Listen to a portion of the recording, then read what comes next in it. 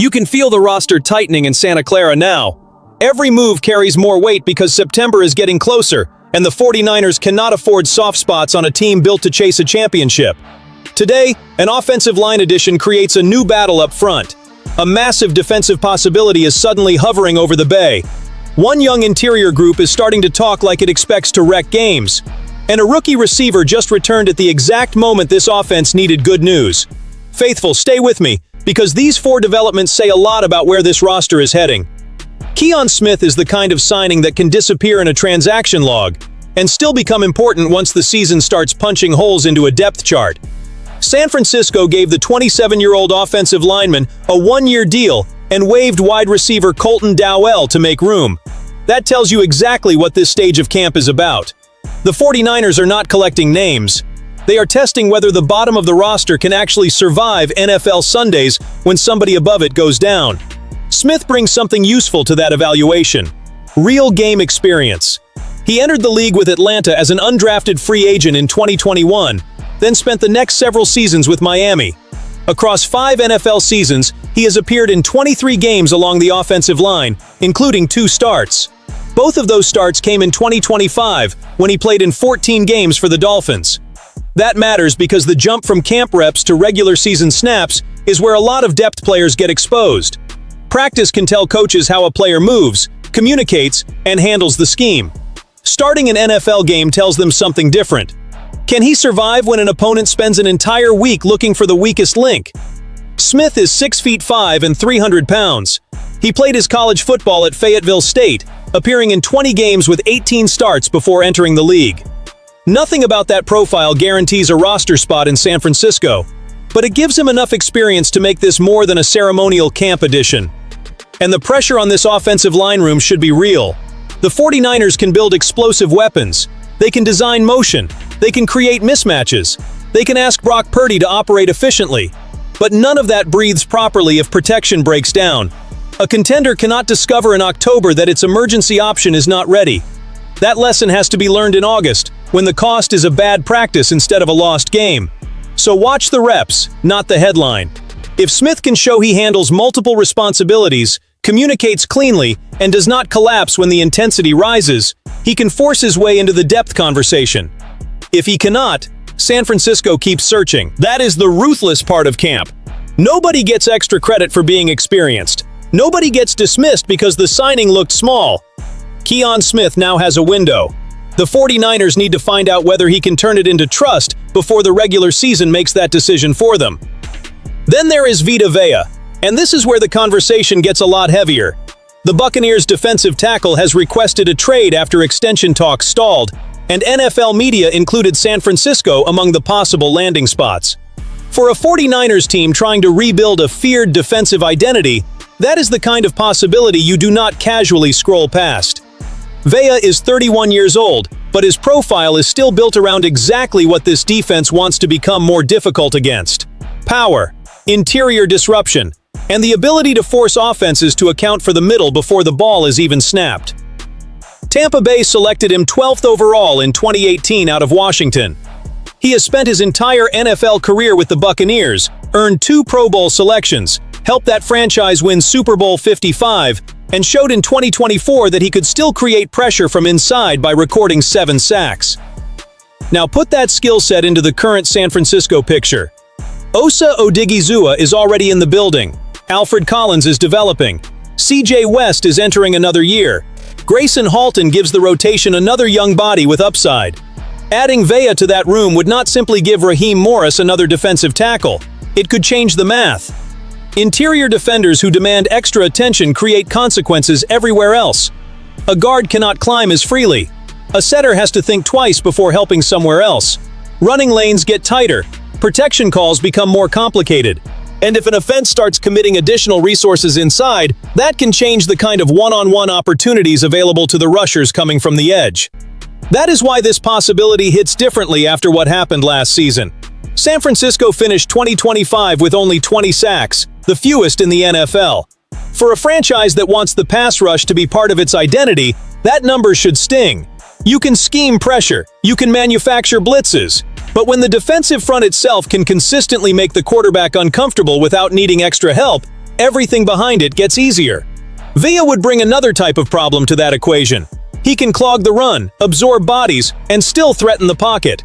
That does not mean he solves every defensive issue by himself. It means he could make the players around him harder to deal with. There is also a logical connection beyond football. NFL media pointed to Vea's Northern California roots when discussing San Francisco as a possible destination, while also acknowledging that the 49ers have already invested heavily at defensive tackle. And that second part matters. This would not be a cheap fantasy move with no consequences. San Francisco would have to decide whether adding another major interior piece is worth the trade cost, contract considerations, and impact on a position where resources have already been committed. Before any of that can become a real decision, Tampa Bay has to change its stance. Buccaneers general manager Jason Licht said Thursday that the team has no plans to trade Vea, even with the veteran entering the final year of his current contract. That is the roadblock. Still, situations in the NFL can move fast when contracts, player preferences, and competitive timelines collide. If Tampa stays firm, the conversation dies there. If that door opens even slightly, San Francisco should already know exactly how far it is willing to go. Because this is the championship question hiding underneath the rumor. How aggressive should a contender be when a player capable of changing the personality of its defense might become attainable? The most encouraging part of this defensive rebuild might be that the 49ers are no longer waiting for one superstar to carry the entire front. Alfred Collins is back on the field after shoulder surgery. Osa Odighizuwa is already establishing himself as a leader. CJ West is being pushed toward a bigger second-year role. And rookie Gracen Halton is absorbing everything around him. That is not a finished unit yet. It is a room beginning to understand what it can become. Collins made that clear when he talked about Osa. He described the veteran as a leader, but he also made the relationship sound collaborative. The younger tackles are learning from Odighizuwa, and Collins said everybody in the room is exchanging advice when they see something another player can use. That matters because defensive line chemistry is not some soft training camp talking point. Interior players have to recognize blocking combinations together. They have to understand where help is coming from. And they have to trust the man next to them enough to attack without opening another problem. San Francisco badly needs that kind of cohesion after a 2025 season in which the pass rush finished with only 20 sacks, the fewest in the NFL. The front office responded by adding Osa, drafting Romello Height and Halton, and continuing to develop Collins and West. Now the coaching staff has to turn those pieces into a rotation that does more than survive. Collins also expects West to take a meaningful step in 2026. And when he talks about Nick Bosa, you hear another layer of this rebuild. Bosa is working back from the second ACL injury of his NFL career, but Collins said his preparation has already left an impression. He pointed to Bosa's effort, attention to detail, and the amount of time he spends working. That is how standards spread. Then there is Halton. Collins called him a sponge and praised the way he has attacked his first NFL camp. The rookie does not need to become the centerpiece immediately. If he earns a dependable rotational role while Collins and West grow next to Osa, San Francisco suddenly has multiple interior options instead of one answer carrying the whole burden. That is the opportunity. This defense needs waves. It needs fresh bodies late in games. It needs pressure that takes away the quarterback's comfortable step-up lane. And it needs a run front strong enough to make offenses fight for every clean crease. Faithful, this is the group I want you watching. Which young defensive lineman do you believe makes the biggest leap this season? De'Zhaun Stribling is back on the practice field. And for a receiver room dealing with this many injuries, that is more than a routine camp update. The rookie returned Thursday after missing time with hamstring tightness. Before the setback, he had been one of the strongest young stories coming out of practice. Reliable hands, consistent separation, and enough quality reps to make people around the team wonder whether he could push for a major role early in the season. Now the opportunity in front of him is even bigger. Ricky Pearsall is set to miss the entire 2026 season after surgery connected to last year's PCL injury. Mike Evans is sidelined with a quad strain. Jacob Cowing is recovering from a hip flexor issue. Christian Kirk is still working his way back from a calf strain. Outside of Pearsall, there is optimism that those injuries are not long-term concerns. But training camp does not stop while players recover. Reps keep moving. Coaches keep evaluating. Somebody else keeps getting a chance to climb. That is why Stribling's return matters right now. Upton Stout has already praised the rookie's hands, speed, and ability to separate at every level. He also said Stribling has the tools to become a strong route runner. Those are exactly the traits San Francisco needs from a young receiver trying to earn trust in an offense where timing and precision matter. The important part now is availability. Camp buzz can disappear fast when a player is not on the field. Stribling does not need to come back and force every throw his way. He needs to stack healthy practices, show that the hamstring is behind him, and pick up where he left off before the interruption. If he does that, the depth chart gets uncomfortable for everybody competing around him, and that is a good problem for the 49ers.